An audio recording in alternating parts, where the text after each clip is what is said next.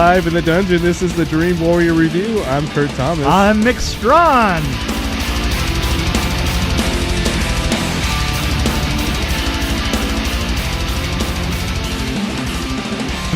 Let's talk about us.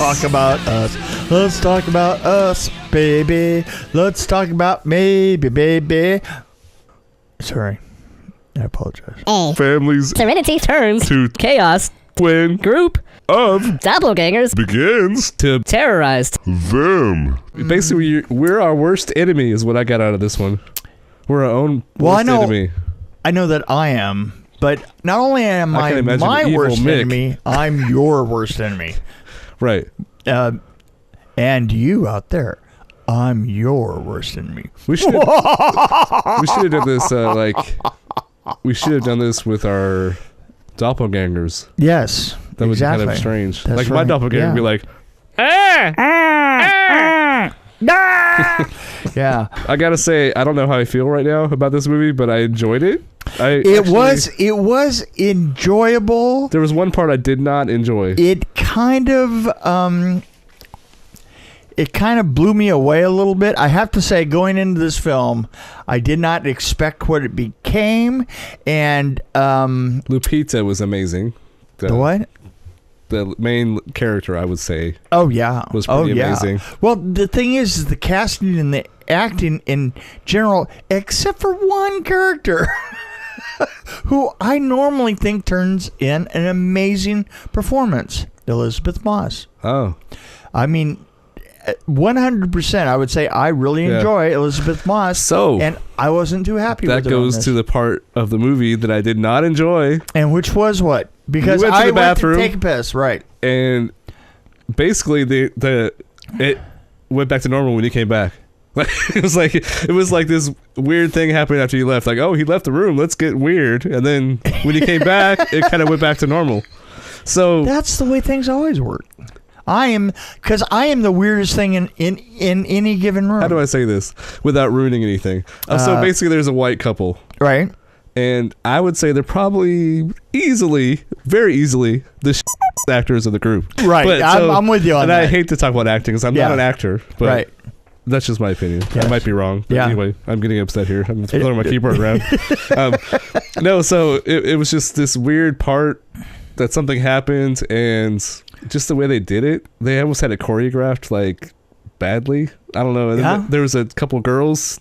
I don't know if they were twin sisters or right. There were twins in here. But they did a thing where they kind of moved together, and it was I don't know. And then I had I had issues with the boy doing this little head thing. But that was happening somewhere else, as you know. Yes. Right. So this thing happened with these other people, and the thing that's great about it is they didn't need that. The logic, I don't know. The logic of it does not hold. There's no logic. There is no logic to it. I think that's the problem. There's a premise. I'm trying to figure it out. That's why I was frustrated. But they break the premise down constantly. But you know what? At the same time, I almost wish they would go a little bit more off the wall, like have it make no sense at all, like not try to make any sense of it, like kind of like a David Lynch movie, right? No, no, absolutely. It could have used that, and that's going to happen on Jordan Peele's next film. I'm 100% sure, because I didn't think his last one.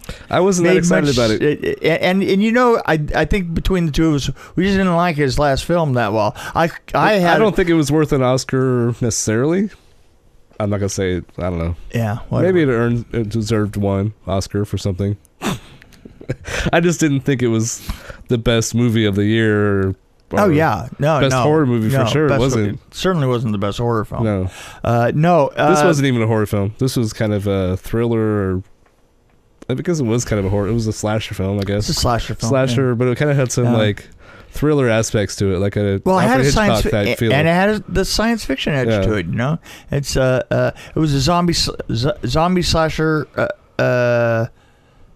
Your standard zombie slasher survivalist film. Yes. Right? But it didn't start out that way. Psychological drama too. Yeah, there was psychological. Yeah. In fact, how does IMDb? They just say horror thriller. Horror thriller. Yeah. Whatever. But I thought they did. See, she did an amazing job of playing the opposite of herself, and right. just and the way herself. at first I was annoyed by the voice that she was doing, but it kind of worked. I was like, okay, Yeah, I can how hang with about- this. And then the dorky husband she had that was basically Brutus, basically the other guy. This time you're gonna die. Right. There's something about that and the whole boat thing. Yeah. Did you not think that chase was kind of weird? Where there was a guy chasing him, Right. and it was just like the most casual. Like he was just. It was. There was something about that chase that was kind of okay. Well, We're doing this now, okay. And now Yeah. we're gonna do this, and the thing is even that worked. It did. still worked. I don't know. That of course the guy that was chasing him was a little bit. Well, it was. Yeah. Yeah, but it was also a little bit like him. See, the thing is the whole premise, and you can tell off the commercials, they're just like us. Yeah. And the fact is he seemed kind of slow and a little bit, bum fumbly and stuff. Yeah. And sure enough, the guy that was up against him was a little bit slow and a little bum fumbly. So I liked how they worked in kind of an Alexa-like character. Ophelia. Oh yeah. And they played with the music a little bit. I like how that worked. So there's some funny things there. There's some humor here, very little humor in here and there. Yeah, there's humor here and there. They're discussing who they've. Exactly. You'll see. Exactly. You'll see. Yeah, you'll see. We're always more vague on the new movies. If you notice that. We are. Yeah. Well, of course we have to be. We can't be In fact, spoilers. what's his name? Spoilers. Who was the guy? The guy that was asking us about the movie. Oh, Brett. Yeah, Brett. Brett. Yeah. Brett Hey, was Brett. like, "Hey, when you guys get out of the movie, tell me about it." And I'm we're like, like, Well, he doesn't know that we have a rule where we don't talk about We it. don't talk about it. So- Brett. We don't talk about it. So we gave out you of the like the movie. most vague feel about it. This is the talking thing right here. This is Yeah. what we do. That's right. So, and I don't know if we still have answered the question. Yeah, We're it's still true. vague. That's true. Because he looked a little disappointed as we walked out, and we were like, I think he was expecting more of a Roger Ebert type review. It's, you know what? Really, let's face it. With you and me, it's pretty easy to want more as we leave. We don't really go for the just, critical. yeah. Well, we hit high points here and there. We of certain do. things, We do certain things, but we don't like go to like overanalyze things necessarily. Yeah, it gave me a great feel though. The film kind of had It had a good feeling. kind of cool feel. It was a little slow at points. Yeah, it was a little slow, but there was a point where the family. there was a kind of a point where it was like, we got this. Yeah, we got this. We got this. The daughter was pretty awesome too. Yeah, really. She took care of some business. Well, I thought the son played, especially when he was playing his doppelganger, was way creeping me out. Totally. Okay, so here's one question. This has bothered me. There were scenes where they showed bodies, Right. but they're very evenly spaced, and there's like gaps. And how did that happen? And right. In reality, it'd be like a mess, right? I say this all the time. That there's evenness is just not your friend. Symmetry. It's almost like they measured it. Okay, put one here. Symmetry is not your friend. Right. And that many bodies. I think they have something to learn. Oh, they're one enough. One shot. Yeah. Because they're like at this place where there'd be a lot of them, probably. Right. And there's only like one or two. Yeah, that's right. And then and they're very perfectly placed, like position wise. Like it's like, Yeah. Okay, 20 feet. Okay, you lay down. Lay like this. I don't know. So anyway, I don't know if I've said too much, but there are obviously bodies in this movie. I don't know if they're alive or dead. I'm just saying. I want to talk about bodies. I want to talk. Hey. Don't look at me like that when you say that. Let's rate this, and then I'm gonna do a little. What did I get? We didn't do Get Out, so this is easy. I get off easy because I was trying to say, well, I like this better than Get Out. Yeah, but do you remember? We didn't review that one. Oh, we didn't. That's right. No, because that was like that was a long time ago. That was right before we started this right podcast. Before we started this podcast. Okay. I give it like a strong 3. I was gonna say a 3.3. I'd say 3.3. And now I want to talk about bodies. Okay. Through the years, through the years, I have done many low budget and many medium budget films, horror films primarily. Story time. It's story time with Mick. Story time with Mick. Story time with Mick. Story time with Mick. Story time with Mick. Story time with Mick. I give you an example of we had to create all these kings that were buried out in the open in Mortal Kombat. Laying on the bamboo beds out there. Yeah. We needed 100 of them, right? So, and the thing is everything was really light because everything in that was held together by bamboo and zip ties, right? With a little bit of rope, Right. And the rope was just there for looks and cobwebs, right? So basically, what we did is we had a little factory in the corner of people that were blowing up sex dolls. and then wrapping them in bandages, Right. gauze, wrapping them up, and then then cobwebbing them and putting them up. So that was at the end of a long run, or not at the end, actually in the middle of a long run of my abuse of sex dolls and in movies.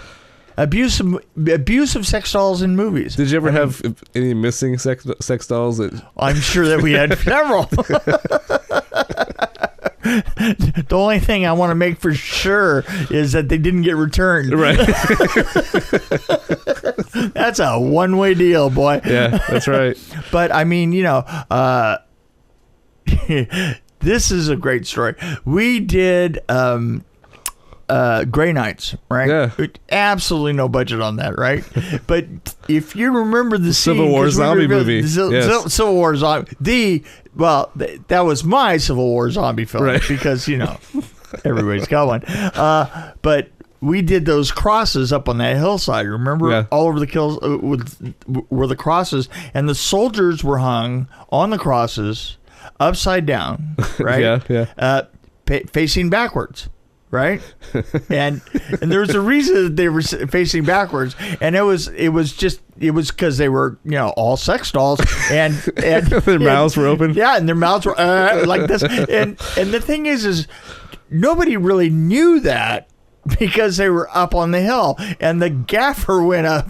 I remember the gaffer was just enormous. He's just this likable, enormous guy, but he goes up the hill and he gets up to the top because he wanted to check out what was a shot, and then he turns around and he looks back at us and he just started cracking up. He goes, "You guys gotta see this! There's all these mouths open, just no, like that." And he's doing the imitation, and he is just cracking up, just absolutely screaming. And were they female or male sex dolls? I don't know. Doesn't make any difference to me. Would the hair get in the way? That's what I'm wondering.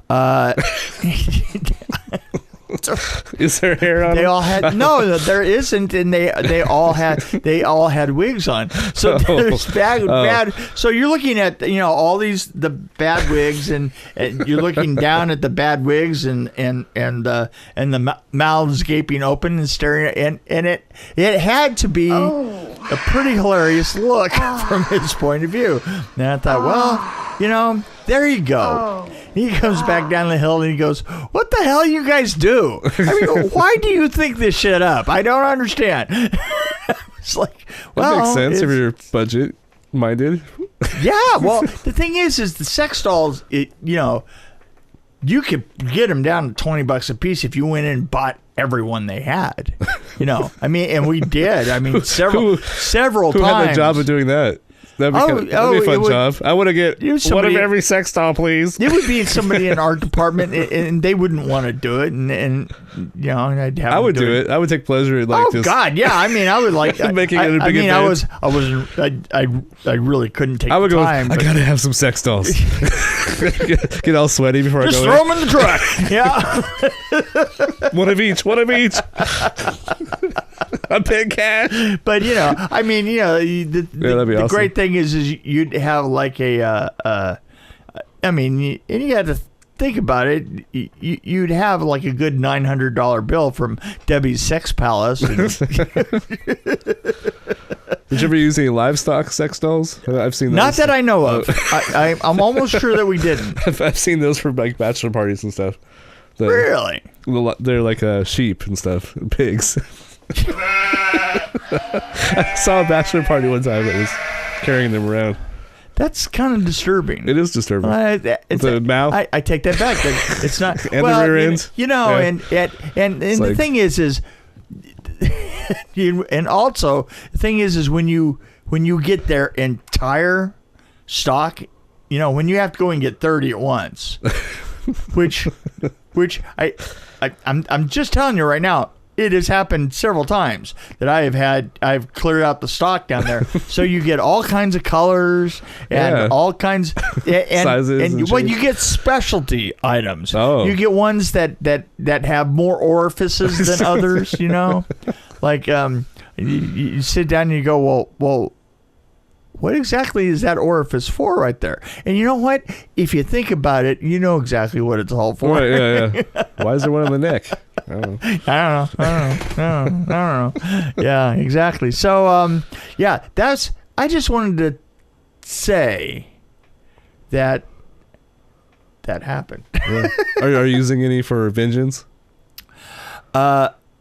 Not yet, but if it comes up. Well, the thing is an articulated dummy in L.A., I mean, back in the 80s, it's still rented for $100. Right. I mean, and so $30 against $100. But then articulated dummies also have their own, their own position in their own place. Right. Well, they're heavier.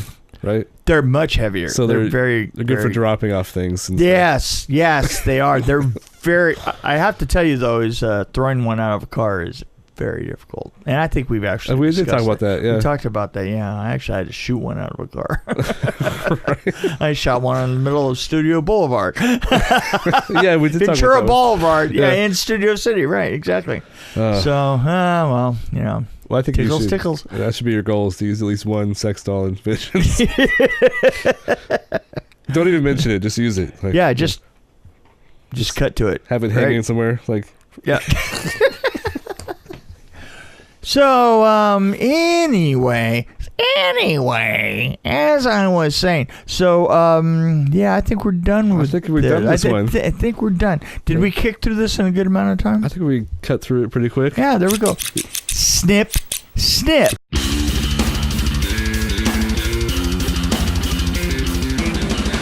Thanks for joining us on the Dream Warrior Review podcast. Don't forget to tell your friends about us, follow us, and, of course, like us. We can be found on Podbean, which is an amazing app, YouTube, Stitcher, Alexa on any pod, iTunes, Google Play. We're on Twitter as well, at DW Review, and, of course, Facebook. You can find us there. You can also email us at dreamwarriorreview@gmail.com.